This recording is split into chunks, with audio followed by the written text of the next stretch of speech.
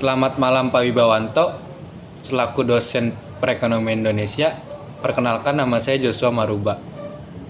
Berikut ini saya akan mempresentasikan beberapa poin-poin penting dari modul sesi 1 sampai sesi 7. Kita mulai dari sesi 1. Pengertian ilmu ekonomi. Ilmu ekonomi merupakan ilmu sosial yang mempelajari bagaimana manusia memenuhi kebutuhan hidup melalui kegiatan produksi, distribusi, dan konsumsi barang maupun jasa. Masalah ekonomi terjadi karena kebutuhan manusia tidak terbatas, sedangkan alat pemuas kebutuhan jumlahnya terbatas. Kebutuhan dan keinginan manusia. Kebutuhan manusia dibedakan menjadi kebutuhan fisik atau jasmani dan kebutuhan psikis atau rohani. Berdasarkan tingkat kepentingannya, ada 4. Yang pertama primer, sekunder, tersier, dan kuarter. Karakteristik perekonomian Indonesia. Perekonomian Indonesia memiliki beberapa ciri khas. Pemerintah memiliki peran besar dalam mengatur perekonomian, pernah dipengaruhi ideologi sosialisme dan pada awal masa kemerdekaan. Jumlah penduduk sangat besar dan sebagian besar berada di Pulau Jawa. Sejarah perekonomian Indonesia. Perjalanan ekonomi Indonesia mengalami beberapa fase penting. Dimulai pada tahun 1945 sampai 1952 adalah ekonomi perang dan gerilya. Dan dilanjut dengan 1952 sampai 1959 yang itu pembangunan ekonomi nasional. Dan sampai sekarang 2003 sampai sekarang ekonomi desentralisasi dan otonomi daerah. Pada masa Orde Baru, pemerintah menjalankan program pembangunan jangka panjang melalui Repelita atau rencana pembangunan 5 tahun. Sistem moneter Indonesia. Perkembangan sistem moneter Indonesia ditandai dengan berdirinya BNI pada tahun 1946, perubahan Dejavase Bank menjadi Bank Indonesia pada tahun 1953, dan BI berfungsi menjaga stabilitas rupiah, mengatur uang beredar, dan mengawasi perbankan. Struktur ekonomi Indonesia dapat dilihat dari aspek makrosektoral, aspek wilayah atau keuangan. Sistem ekonomi Indonesia berorientasi pada kesejahteraan masyarakat, mengembangkan koperasi. Adapun politik pembangunan Indonesia, ekonomi, kebijakan pembangunan ekonomi diarahkan pada peningkatan produktivitas dan efisiensi ekonomi. Peran Indonesia dalam perekonomian dunia. Indonesia termasuk negara dengan pertumbuhan ekonomi yang baik di kawasan ASEAN dan menjadi anggota G20. Indonesia memiliki potensi besar karena sumber daya alam melimpah dan pasar domestik yang besar. Berikut adalah rangkuman dari bab 1. Terima kasih. Kita lanjut pada rangkuman poin-poin penting pada modul sesi 2. Modul sesi 2 membahas tentang pengertian sistem ekonomi, jenis-jenis sistem ekonomi di dunia, serta penerapan sistem perekonomian di Indonesia berdasarkan Pancasila dan Undang-Undang 1945. Sistem ekonomi adalah sistem yang digunakan suatu negara untuk mengatur dan mengalokasikan sumber daya kepada individu maupun organisasi. Sistem ekonomi bertujuan untuk mengatur produksi, menentukan siapa yang menguasai faktor produksi, dan mencapai kesejahteraan masyarakat. Jenis-jenis sistem ekonomi. Ada sistem ekonomi tradisional dan dengan ciri-cirinya berpusat pada keluarga atau suku, menggunakan sistem barter, produksi hanya untuk kebutuhan sendiri. Adapun sistem ekonomi kapitalis atau pasar liberal. Sistem ekonomi yang memberikan kebebasan kepada individu atau swasta untuk memiliki faktor produksi dan mencari keuntungan sebesar-besarnya. Ciri-ciri sistem kapitalis, hak milik pribadi dan diakui. Sistem ekonomi sosialis atau komando. Sistem ekonomi sosialis adalah sistem yang seluruh kegiatannya ekonominya dikendalikan oleh pemerintah. Ciri-cirinya, semua sumber daya dikuasai pemerintah. Sistem ekonomi campuran. Sistem ekonomi campuran merupakan gabungan antara sistem kapitalis dan sosialis. Pemerintah dan swasta sama-sama berperan dalam kegiatan ekonomi. Adapun ciri-cirinya, pemerintah menguasai sektor penting, swasta tetap diberikan kebebasan berusaha, harga dipengaruhi mekanisme pasar, tetap diawasi pemerintah. Sistem perekonomian di Indonesia yang berdasarkan Undang-Undang 1945, khususnya pada pasal 33. Sistem ini bukan kapitalis murni dan bukan sosialis murni, tetapi lebih mendekati sistem ekonomi campuran. Pada prinsip utamanya adalah perekonomian disusun sebagai usaha bersama berdasarkan asas kekeluargaan. Adapun struktur perekonomian di Indonesia, agraris menuju industri dan perdagangan, pedesaan menuju perkotaan modern, sistem sentralistik menuju desentralisasi ekonomi. Pada masa Orde Baru, pemerintah sangat dominan dalam ekonomi melalui BUMN dan kebijakan sentralistik setelah reformasi. Kesimpulan pada modul ini menjelaskan bahwa setiap negara memiliki sistem ekonomi berbeda sesuai ideologi dan tujuan negaranya. Indonesia menerapkan sistem ekonomi Pancasila yang menggabungkan unsur kebebasan dan ekonomi campur tangan pemerintah demi tercapai kesejahteraan masyarakat serta keadilan sosial bagi seluruh rakyat Indonesia. Baik, kita lanjut rangkuman pada modul sesi 3. Modul ini membahas tentang pengertian pertumbuhan ekonomi, pembangunan ekonomi, faktor-faktor yang mempengaruhi pertumbuhan ekonomi.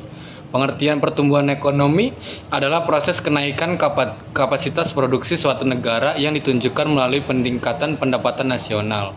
Suatu negara dikatakan mengalami pertumbuhan ekonomi apabila produksi barang dan jasa meningkat, pendapatan nasional meningkat, aktivitas ekonomi lebih tinggi dibanding periode sebelumnya. Adapun faktor yang menyebabkan pertumbuhan ekonomi antara lain kenaikan permintaan domestik, perluasan ekspor, dan substitusi impor. Pembangunan ekonomi adalah proses peningkatan pendapatan per kapita dalam jangka panjang yang disertai perubahan struktur ekonomi dan pemerataan pendapat masyarakat. Pembangunan ekonomi berkaitan erat dengan pertumbuhan ekonomi.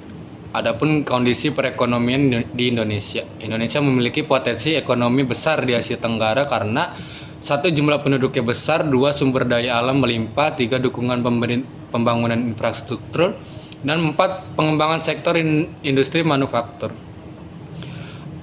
Adapun faktor yang mempengaruhi pertumbuhan ekonomi. Beberapa faktor utama yang mempengaruhi pertumbuhan ekonomi adalah produksi, investasi, perdagangan luar negeri, neraca pembayaran.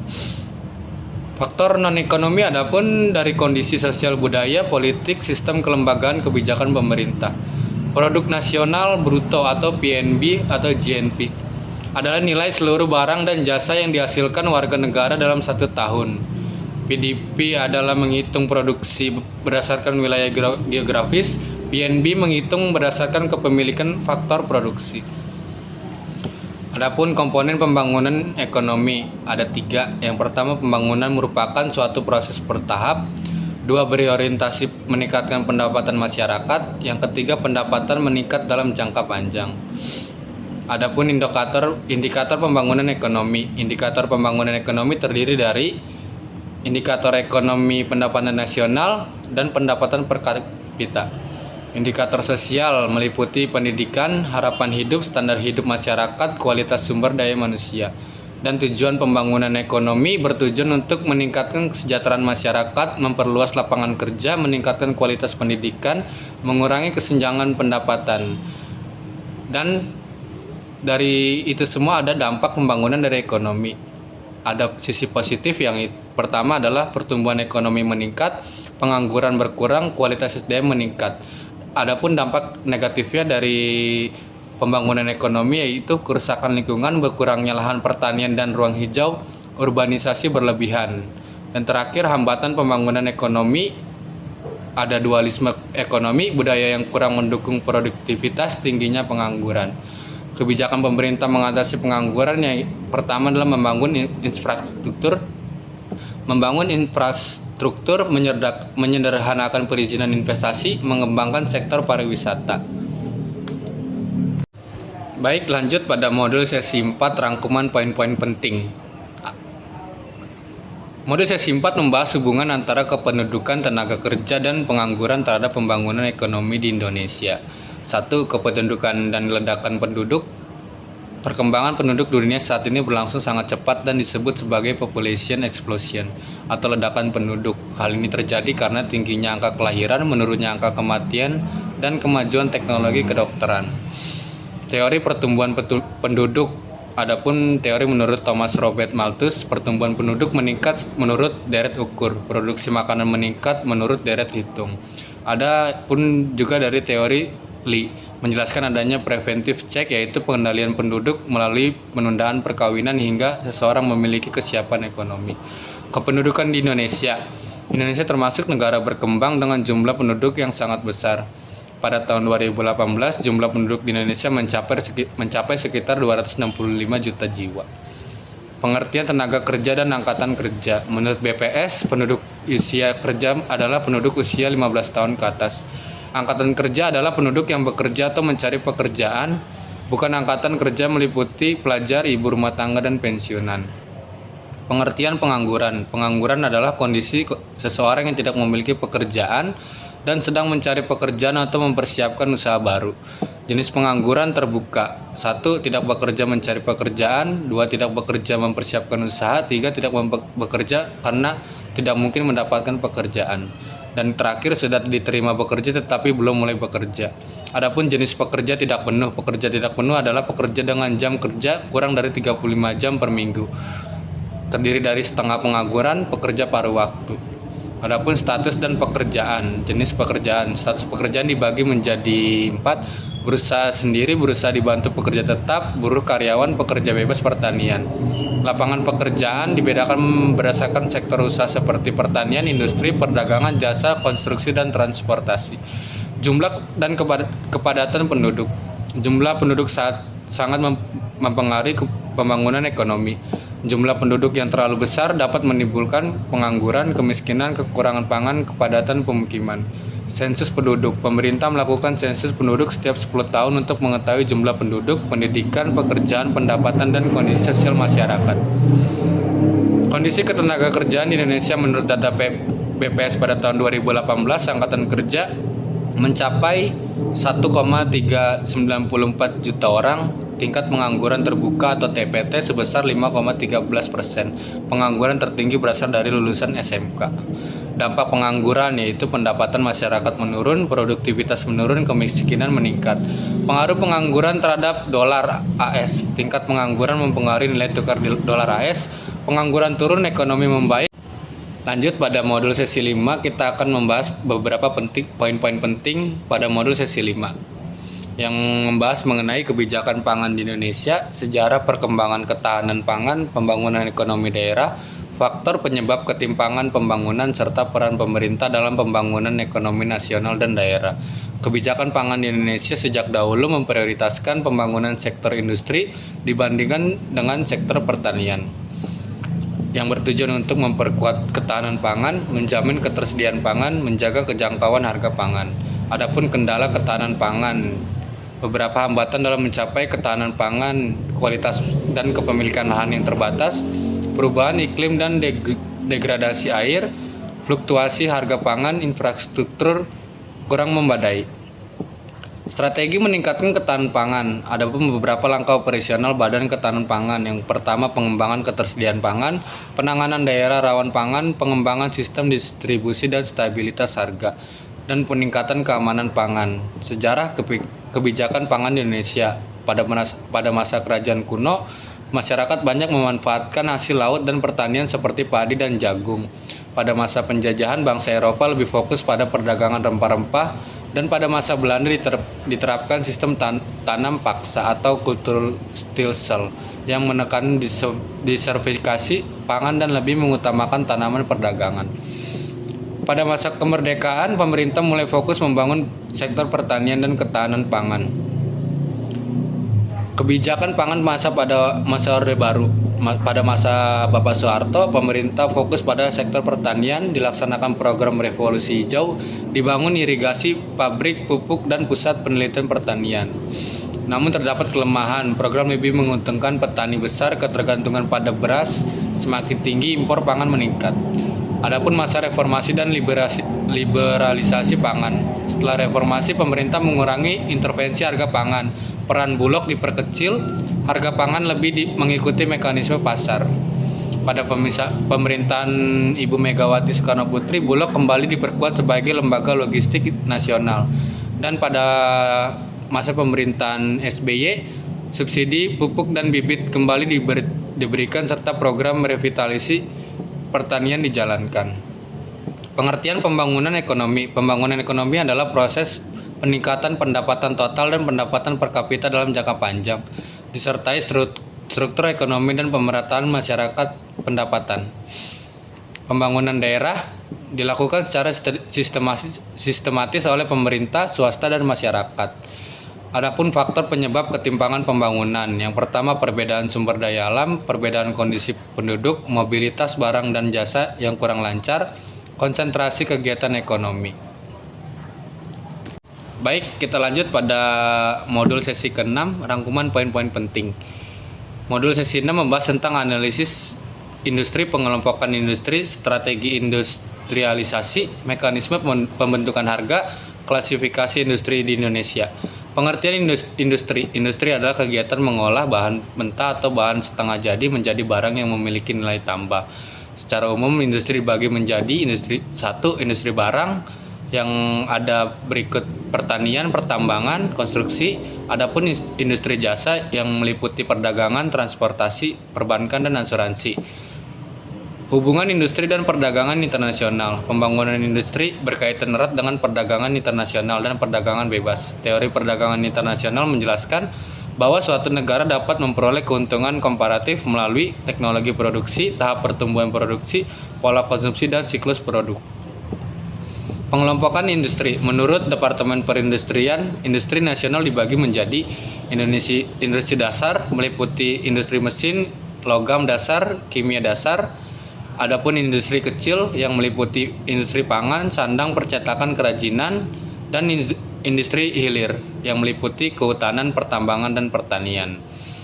Pengelompokan industri berdasarkan tenaga kerja. Menurut Julian Luthan, jenis industri ada industri besar, sedang, kecil, dan kerajinan rumah tangga, dan jumlah tenaganya lebih dari 50 sampai 60 tidak memakai buruh dibayar. Kelompok industri di Indonesia. Industri dibagi menjadi beberapa kelompok. Yang pertama, industri strategis, industri barang konsumsi, industri tradisional, industri seni, dan industri pedesaan. Organisasi industri dan pembentukan harga. Kinerja industri diukur melalui satu profitabilitas, penjualan harga, dan efisiensi. Bank Indonesia berperan menjaga stabilitas harga dan nilai rupiah sesuai amanat Undang-Undang Bank Indonesia. Adapun strategi industri pengganti impor. Strategi substitusi impor bertujuan yang pertama mengurangi ketergantungan impor, yang kedua memproduksi barang di dalam negeri, yang ketiga menghemat devisa negara. Adapun klasifikasi industri di Indonesia ada 9. Yang pertama pertanian, pertambangan, industri dasar dan kimia, aneka industri, industri barang konsumsi, properti dan konstruksi, infrastruktur dan transportasi, keuangan dan perdagangan dan jasa. Adapun daur hidup industri. Setiap industri memiliki siklus hidup. Yang pertama introduction atau permulaan, yang kedua growth atau pertumbuhan, yang ketiga adalah mature atau kedewasaan, yang keempat ada stable atau stabil, pertumbuhan mengikuti ekonomi nasional. Yang kelima ada decline atau penurunan, penjualan dan profit menurun, investor mulai pindah ke industri yang lain. Baik, kita lanjut pada modul ke sesi ke-7 yang membahas tentang kebijakan moneter, tujuan dan instrumen kebijakan moneter, peran Bank Indonesia, jumlah uang beredar, inflasi, serta pengaruh kebijakan moneter terhadap stabilitas ekonomi nasional. Pengertian kebijakan moneter adalah kebijakan yang dilakukan bank sentral untuk mengetahui jumlah uang beredar dan suku bunga guna mencapai tujuan ekonomi tertentu. Adapun tujuan kebijakan moneter. Yang pertama, pertumbuhan ekonomi tinggi, kesempatan kerja meningkat, stabilitas harga atau inflasi terkendali, neraca pembayaran internasional seimbang, pemerataan pembangunan ekonomi. Adapun tugas pokok dari Bank Indonesia. Yang pertama, menetapkan dan melaksanakan kebijakan moneter. Yang kedua, mengatur dan menjaga sistem perbankan. Dan yang terakhir, mengatur dan menjaga kelancaran sistem pembayaran. Adapun inflasi dan uang beredar. Inflasi terjadi ketika jumlah uang beredar lebih besar dibandingkan jumlah barang dan jasa yang tersedia. Akibatnya harga barang naik, daya beli masyarakat turun. Penyebab inflasi: peningkatan uang beredar, defisit anggaran pemerintah, pencetakan uang baru, dan permintaan masyarakat yang meningkat. Instrumen kebijakan moneter. Bank sentral menggunakan beberapa instrumen utama. Yang pertama adalah penyesuaian tingkat suku bunga. Bank sentral dapat menaikkan atau menurunkan tingkat diskonto untuk mempengaruhi suku bunga perbankan. Dan yang kedua adalah giro wajib minimum atau GWM, adalah simpanan minimum Bank Umum Indonesia. Adapun rumusnya, jika GWM naik, dana pinjaman bank berkurang, jumlah uang beredar turun. Jika GWM turun, kredit meningkat, uang beredar bertambah. Dan ketiga, operasi pasar terbuka atau OPT. Bank sentral membeli atau menjual surat berharga pemerintah seperti SBI dan obligasi. Membeli obligasi sama dengan uang beredar naik, menjual obligasi sama dengan uang beredar turun. Kebijakan moneter ekspansif dan kontraktif. Kebijakan moneter ekspansif, kebijakan untuk menambah jumlah uang beredar guna mengurangi pengangguran, meningkatkan daya beli, mendorong pertumbuhan ekonomi. Adapun kebijakan moneter kontraktif yang dampaknya suku bunga naik, konsumsi dan investasi turun, inflasi menurun. Indikator kebijakan moneter yang pertama tingkat suku bunga, kedua jumlah uang beredar. Jenis uang beredar yang pertama adalah uang beredar sempit, uang kartal seperti uang giral, likuiditas perekonomian seperti deposito berjangka, tabungan masyarakat. Adapun dampak kebijakan moneter terhadap ekonomi, tingkat inflasi, kesempatan kerja, konsumsi masyarakat, investasi, pertumbuhan ekonomi, neraca pembayaran internasional.